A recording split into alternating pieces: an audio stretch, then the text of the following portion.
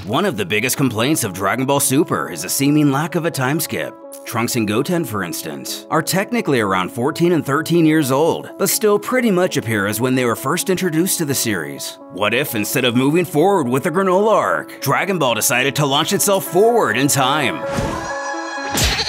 It's a beautiful afternoon in West City. People go about their lives, spending the day with family and friends, without a care in the world.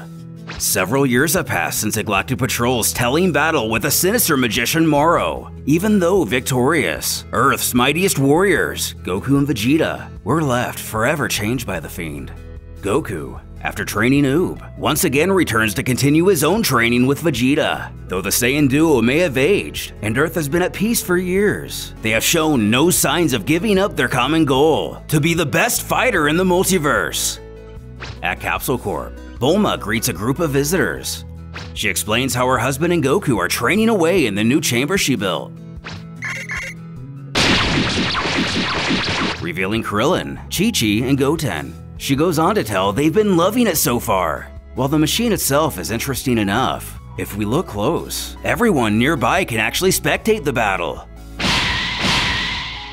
Chi-Chi is just happy those idiots can actually get the adequate training they need without blowing up the planet. And after Zeno's tournament, and what they told everyone about that Moro freak they had to face, Bulma figured it was important to create a space that could truly withstand unthinkable power. But Krillin doesn't know if he can fully trust it. This is Goku and Vegeta they're talking about. And that's why the scientists got help from Whis. Because of him, she was able to gather the strongest materials in the universe to create it. With that and her natural genius, she thinks it'll be smooth sailing, all for the cost of a buttercream cake.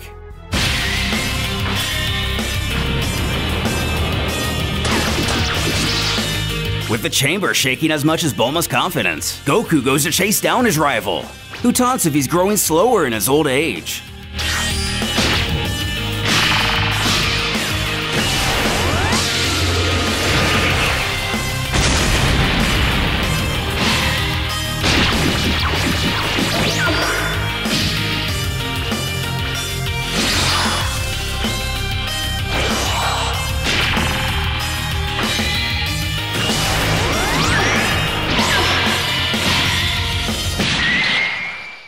Getting the drop on Goku by using the instant transmission. The very same shouts, "Ow, Vegeta, that hurt!"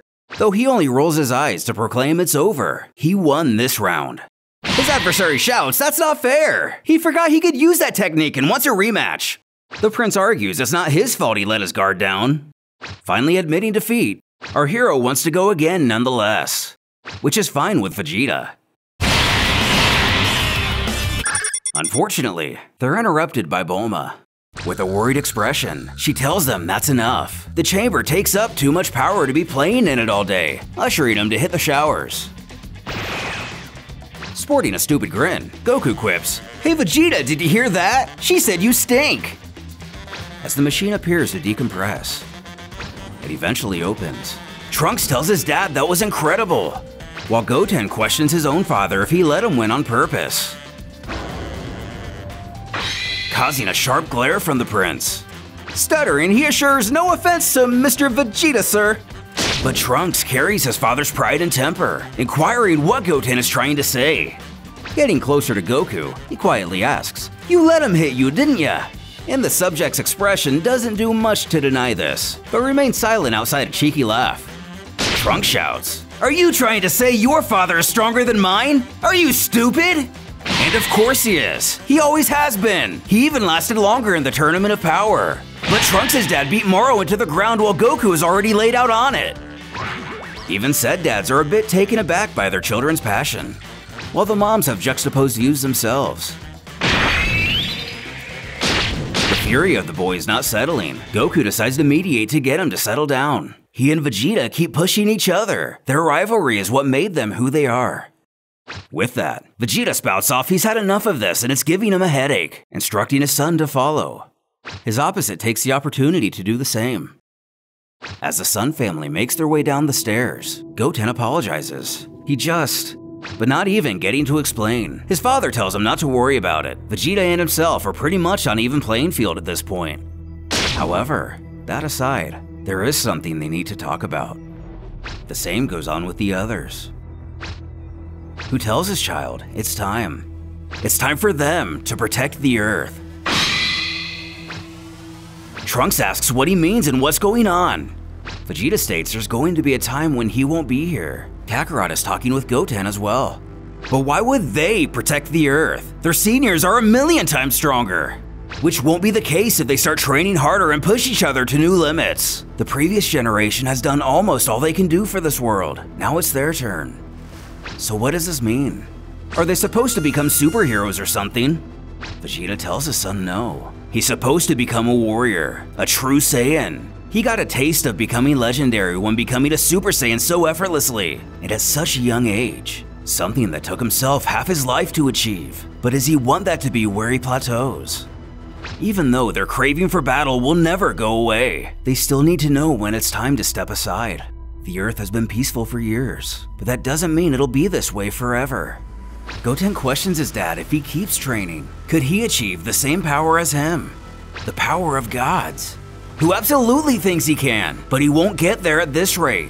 For instance, can he ascend beyond Super Saiyan when he's not fused with Trunks? But his reaction is rather telling. A few hours pass. Goten and Trunks have met back up with each other in an open landscape to begin training. By now, they've had a moment to let this new reality settle. Trunks tells Goten their dads are right. They need to step in and become the new defenders of Earth. The latter notes Goku saved the world when he was only a kid. The two of them never got another chance to do much of anything after Buu. Keeping it simple, his opposite explains they need to become even stronger than their predecessors. Stronger than Super Saiyan gods. Ready, he warns his rival he won't be going easy on him anymore. Who's poised and confident to take on the challenge.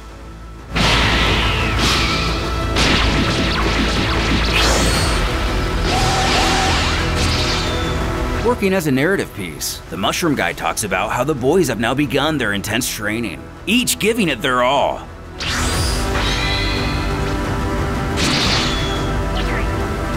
Back in West City, one of Bulma's machines starts to ring out with alarm. She wonders why that particular device would be going off. Getting a closer look, we see the word security system and a diagram of Earth. Next to the planet, some sort of object appears to be approaching. She offers a sarcastic response while trying to figure out what it could be.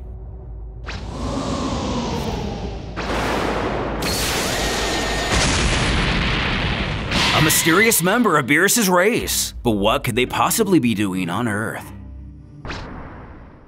Letting out an imposing yawn, the narrator explains, this is Lada. She's not a god, but does have remarkable power.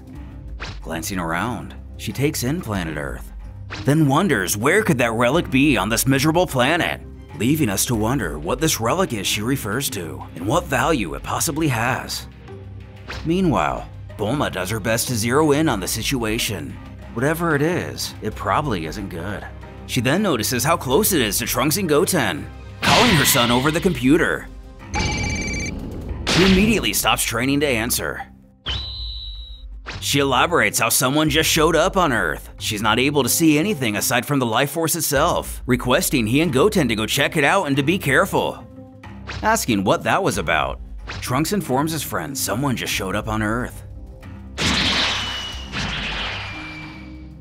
Nearby, Lada doesn't believe the relic to be far from here. She can feel it. Approaching, Trunks inquires if Goten sees what he sees. From the distance, they mistake the invader for Lord Beerus. Amiss why he'd be all the way out here if he was coming to visit. And where's Whis? Lada notices him heading towards her. Her eyes make contact with theirs. She sees them as no threat at all. Looking up, she exclaims, "Oh, how wonderful! Some bugs to squash!" With a menacing stare of their own, our heroes ask who she is and why she's come to Earth. But she insults she doesn't talk to weaklings. Ready to show her who she's dealing with. He turns to Goten.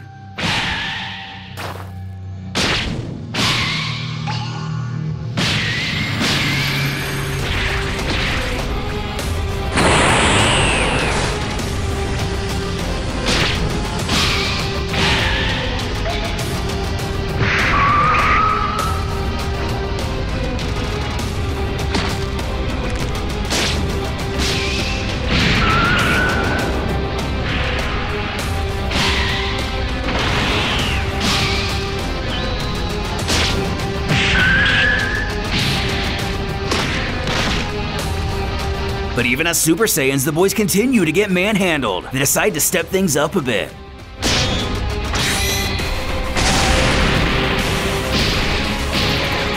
Stopping the fusion dance. She wishes this had been a bit more fun, but she's had enough child's play. Charging one final attack to finish him off. A sword comes hurling towards her. Now furious, she demands to know who dares interrupt her.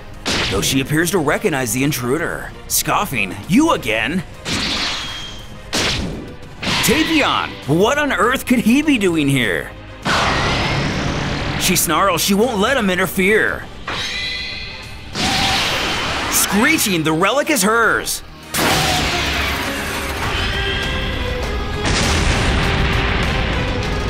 Tapion manages to slash the attack to pieces, while she claims she shouldn't be surprised he's still using that old man's boring technique. He doesn't waste any time in healing Goten and Trunks, although his adversary grows tired of his so-called arrogance. He makes sure his allies are okay. Clearly, they didn't know who they were up against. Trunks claims they totally had her, while Goten mutters they're the defenders of Earth. Lada decides nobody here is worth her time. But if they happen to cross paths again, it'll be their end. With the invader flying off, Tapion warns they still have work to do if they are the new defenders of this planet. Words that don't sit with them lightly. He furthers that they take his advice. Be careful next time they encounter her. She is very dangerous.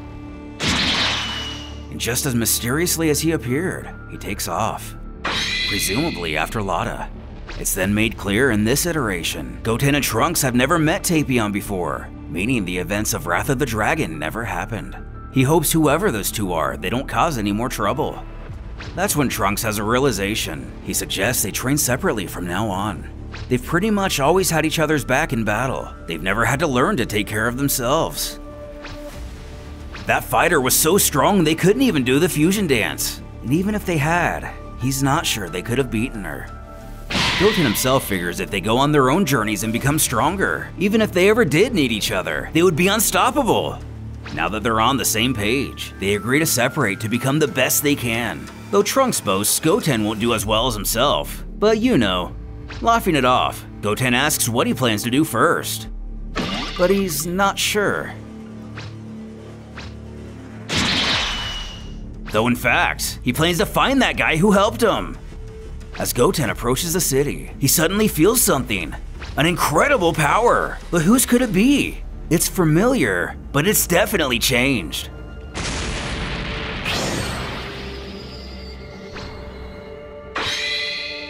Looking down, he asks, "Yamcha, is that you?" Who happily greets him. What kind of training has Yamcha of all warriors been up to? And just how much more powerful has he become? Also, what is this relic both Lada and Tapion have come searching for?